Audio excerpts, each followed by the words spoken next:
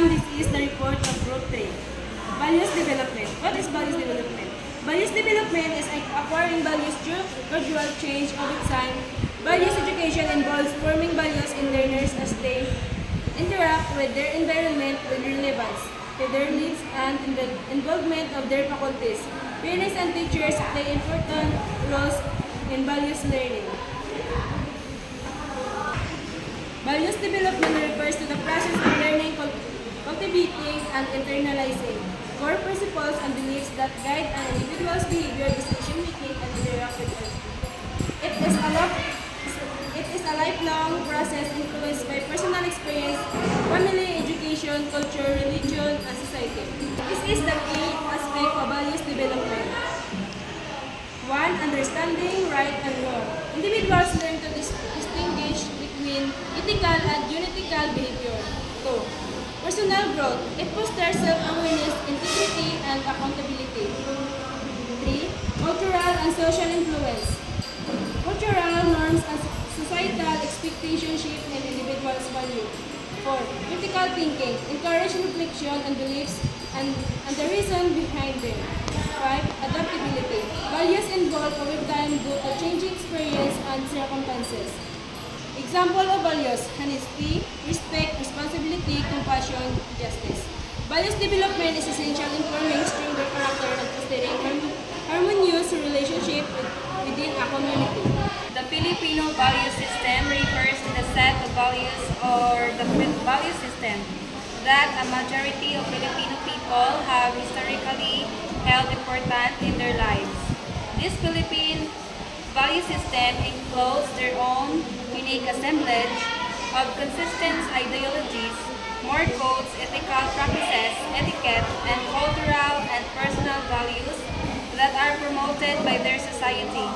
As with any society though, the values that an individual sacred can differ on the basis of religion, upbringing, and other factors.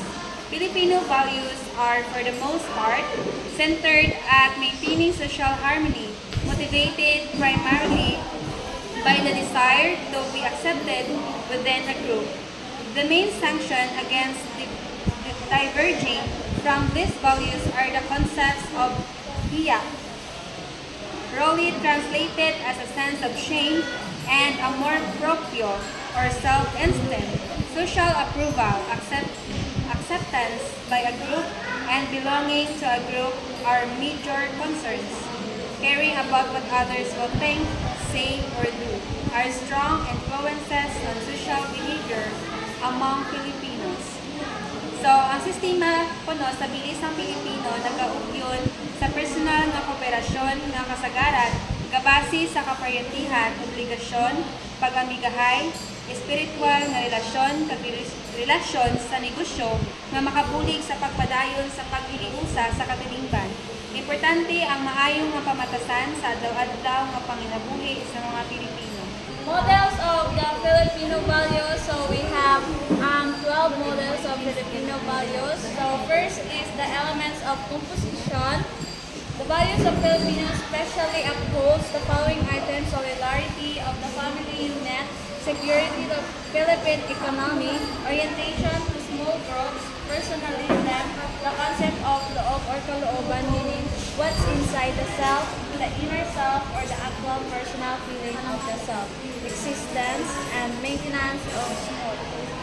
Second is the Philippine core values.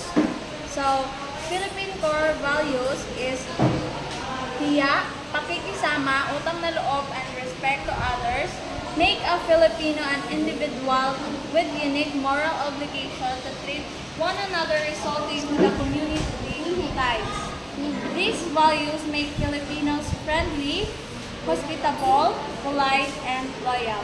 In brief, the Filipino core values influence how they behave in any situation. So the third one is the family. Of course, we already know what is family. So family is a group of persons united by the ties of marriage, blood, or adoption, constituting a single household and interacting with each other in their respective social positions. Usually those of spouses parents, children, and siblings. And the fourth one is the politeness. So the meaning of politeness is behavior that is socially correct and shows understanding of and care for other people's feelings.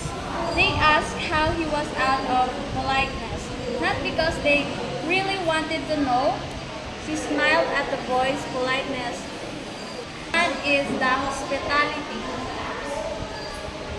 Hospitality is according to Merriam-Webster dictionary, defines hospitality as generous and friendly treatment of visitors and guests or hospitable treatment. Dictionary.com goes further to define it as the friendly and generous reception and entertainment of guests, visitors, or strangers. The sixth one is gratitude. Thanks and appreciation. It's the warm feeling you get when someone helps you figure out a great solution to a difficult problem that you've been trying to solve. Though they both recognize the instrumental roles others have played in our lives, gratitude is different from indebtedness. Siya Misiya is very common Filipino value. It's a set of Filipino with a great length disorder. Flexibility and adaptability are creative. When you say aring flexibility is a sense of joy and character is evidence that optimistic an approach to life is travels in adaptability and has themselves and their predicament is an important mechanism. Loyalty. Loyalty is pakikisama sa other Filipino value. Filipinos are said to be a loyal with friends and fellow men in order, hard work, and industry. The related capacity for hard work and industry among Filipino is widely recognized. Filipino is universal, regarded excellent, and worker who perform in their jobs and work. Resignation. Trust in God and concept the bahala na has been overused time and again. This ideal is used when a person does not know what to do, is too lazy to do anything at all. Last is significant of studying Filipino. The shaping to Philippine society into successful and progressive nation would depend on understanding and appreciating and positive side the Filipino value and how are applied to attain such a goal. Student transformation. This refers to, in conclusion, and providing opportunity, personality, express commitment, and common good, call and empowering mental components of the state paradigm. Leadership, education, and administrative development or LEAD. Number 1, capability building for leadership. LEAD focus on developing leadership skills through training, education, and development. This means equipping individuals with the knowledge, skills, and competences required to lead effectively, facilitating both personal and professional growth. Number 2, principle-centered leadership across 4 levels. The paradigm emphasizes a leadership style that is rooted in core principles and values applied across 4 interconnection levels. Situational analysis for integrative living or SAIL. Number 1, it refers to a need assessment strategy. 2, it consists of consultative and participatory processes. 3, it involves stakeholders and interest groups. And number 4 is the analyze strength, weakness, opportunities, and threats relative to well-being of the student in the community. Holistic emancipation from life pressures or help. Number 1, it is an integrative approach responsive to the development of the 4 interrelated dimension of human nature: physical, mental, spiritual, and socio-emotional. Number 2, it includes generation of support through networking, thinking, and collaborative projects. Number 3, it takes into consideration the multidimensional, interdisciplinary, and dynamic nature of community development. Continuing action for engineering and empowerment care. Number 1, it is a sustainability measure which adapts the 6 conditions of the operational concept of empowerment: character, skills, win-win agreement, self-supervision, helpful structures, and accountability. Food for engineering and empowerment, or what we call CARE, is a project where it revolves around sustainability measures that adapt 6 conditions of operational concepts of empowerment. There are 6 concepts such as character, skills, win-win agreements, self-supervision, helpful structures, and accountability. When we say character, it is the attitude or the behavior of such person. It is his or her value and integrity. Its role in empowerment is to build a trust and foundation that build relationship and long-term success. When we say skills, it refers to the abilities, knowledge, and competences required to perform effectively. Win-win agreement, it refers to the mutual understanding between 2 individuals, organizations, or institutions. Self-supervision, it refers to a person's self-awareness, the ability to make decisions, regulate actions, and are responsible and independent individuals.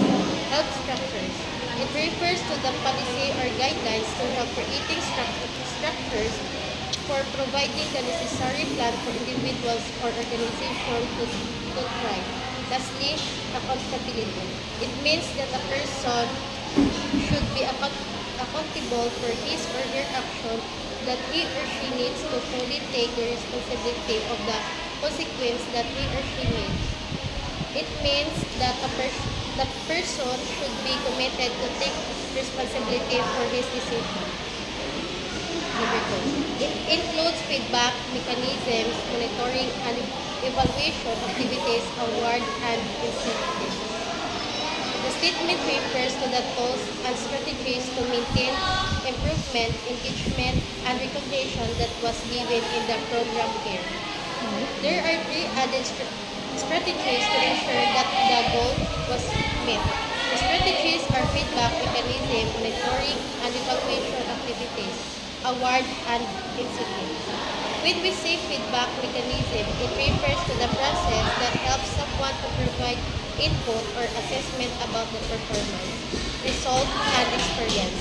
This is an analysis required to analyze and assess the action in order to help them what are the things should be done and improved. Monitoring and evaluation analysis. It is a systematic process to analyze and assess the progress of a project or a program. It helps minimize the technical error and help to improve the overall planning. Lastly, when we say award and incentive, it refers to an intrinsic or extrinsic incentives that can be given to a certain person or organization. When intrinsic, these are the phrases, the motivation that targeted the emotion of a certain individual. Meanwhile, when we say extrinsic motivation, the example of this is money, reward, material things, certificates, medal, and more. This strategy is created to build motivation in every that they should do their best in order to achieve such success and incentives.